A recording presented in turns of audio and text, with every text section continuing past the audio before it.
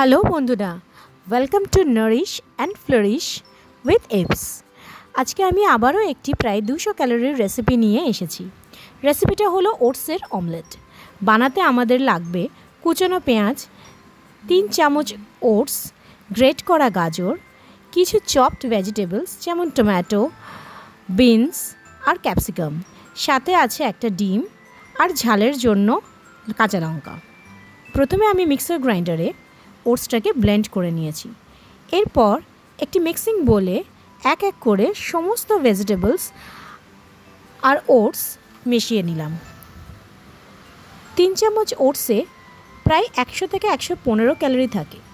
এর সাথে ডিম, রান্নার তেল আর সবজি নিয়ে প্রায় আরও 100 ক্যালোরি। সব মিলিয়ে 200 থেকে 210 ক্যালোরির মধ্যে একটি সুস্বাদু খাবার আজকে আমরা তৈরি করছি।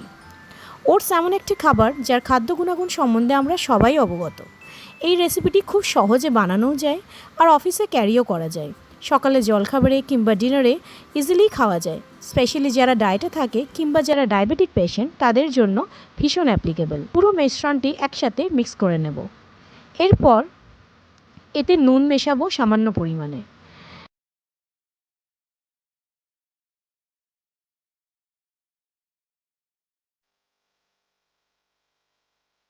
আমি যেহেতু রক সল্ট খাই তাই রক সল্ট ইউজ করছি। তোমরা তোমাদের পছন্দ মতন সল্ট ইউজ করতে পারো। যদি মিশ্রণটি খুব টাইট হয়ে যায় তাহলে অল্প অল্প করে জল মেশাতে হবে যাতে সুন্দরভাবে মিশ্রণটি তৈরি হয়ে যায়। ঠিক এইভাবে 10 থেকে 15 মিনিট পুরো মিশ্রণটি ঢেকে রেখে দেব। অন্যদিকে একটি কোচানো টমেটো, রসুন ও পেঁয়াজ নিয়ে নেব। এই পেঁয়াজ ও রসুন দিয়ে আর টমেটো দিয়ে আমরা একটি স্মুথ পেস্ট বানিয়ে ফেলব। সেটা হবে এই ওটস অমলেটটার সাথে খাওয়ার একটি চাটনি। টমেটো, পেঁয়াজ, রসুন একসাথে পেস্ট করার সময় একটা শুকনো লঙ্কা তোমরা দিয়ে দিতে পারো। আমার যেহেতু খুব পছন্দের এটা, সেই জন্য আমি এইভাবেই বানাই। তোমাদের ইচ্ছে হলে তোমরা কাঁচা লঙ্কাও দিতে পারো। এতক্ষণে আমাদের মিশ্রণটি সম্পূর্ণভাবে তৈরি হয়ে গেছে।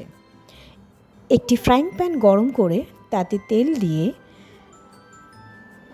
মিশ্রণটি হাতা, খুন্তি বা স্প্যাচুলার সাহায্যে সমানভাবে ছড়িয়ে দিতে হবে। পুরো মিশ্রণটি সমানভাবে দিয়ে দেওয়ার পর এটিকে একটি ঢাকা দিয়ে চেপে দিতে হবে। এই অবস্থায় গ্যাসের ফ্লেম একদম কমে থাকবে। অন্যদিকে একটি কড়াই গরম করে তাতে তেল দেব এবং তেলটি গরম হলে তাতে সামান্য পরিমাণ রাই দেব। রাইটা হালকা ভেজে নিয়েই তাতে আমরা টমেটোর যে পেস্টটা বানিয়েছিলাম সেটা দিয়ে দেব। আপনারা চাইলে এতে কারি পাতাও অ্যাড করতে পারেন। স্বাদ মতো নুন দেব আর ততক্ষণ এটিকে কষতে থাকবো যতক্ষণ না জল ছাড়ে, লাল হয়ে যায় এবং পুরো শুকনো হয়ে যায়। ঠিক এই অবস্থায় এলে বুঝতে পারবো যে আমাদের চাটনিটি একদম রেডি হয়ে গেছে। এরপর ফ্রাইং প্যানের ঢাকা খুলে দেখব অমলেটের একটা সাইড একদম ফ্রাইং প্যান থেকে উঠে আসছে। তার মানে এই সাইডটা একদম তৈরি হয়ে গেছে। এরপর আস্তে আস্তে সাবধানে আরেকটা সাইড উল্টে দিতে হবে যাতে ভেঙে না যায়। দুটো সাইড ভালো করে ভেজে নিয়ে একটি প্লেটে নামিয়ে চাটনি সহকারে পরিবেশন করলেই রেডি আমাদের ওটসের অমলেট।